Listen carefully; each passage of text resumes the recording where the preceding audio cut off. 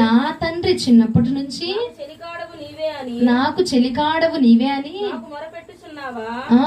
ఆయన నిత్యము కోపించున నిరంతరము కోపము చూపున అని నీవు అనుకొనకు. దేవునికి మహిమ కలుగును గాక. ఏమంటుందంట? నా తండ్రి చిన్నప్పటి నుంచి నాతోనే ఉన్నాడు, నన్ను కాపాడుతూనే ఉన్నాడు. నేను చెప్ప చూసావా అట్టగా చిన్నప్పటి నుంచి ఎక్కడ ఉన్నాడంట? ఏం పక్కనే ఉన్నాడంట, అవును కాపాడుతూనే ఉన్నాడంట. అయినా ఏం చేస్తుంది మరి? నిన్ను చూస్తున్నాడు. నీకు తెలిసినప్పుడు నువ్వు చేసే ఆ సిగ్గుమాల పనులు ఏం చేయాలి? ఆపేయాలి కదా. ఆ దౌర్భాగ్య పనులు ఏం చేయాలి? ఆపేయాలి కదా. ఆపదంట, చేతనే ఉందంట.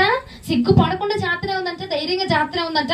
మళ్ళీ అంటుందంట, నా తండ్రి నా దగ్గర ఉన్నాడు, చిన్నప్పటి నుంచి నన్ను కాపాడుతున్నాడు, ఎన్ని అపాయాల నుంచి నన్ను కాపాడాడు తెలుసా? నా దేవుడు ప్రేమ స్వరూపుడు, నీతిమంతుడు, ఆయన ఏంటి గొప్పవాడు. ఆయన నేను ఎన్ని చేసినా నన్ను వదిలిపెట్టు. ఏమండి, నువ్వు మాట్లాడటం ఉన్నాయి, నువ్వు చేసే పనులు ఎట్టా ఉన్నాయి? నువ్వు చేసే పని ఎలాగుంది? దేవుడు విడిచిపెట్టడు, కరెక్టే కాదనట్లా.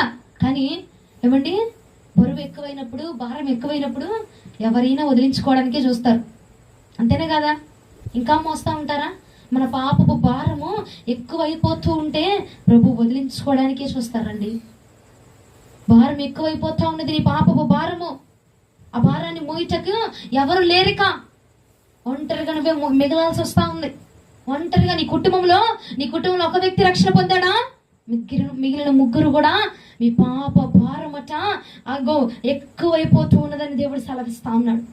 నీ పాపపు భారము ఎక్కువైపోతున్నది, విడిచిపెట్టబోతున్నాడు ప్రభు నిన్ను.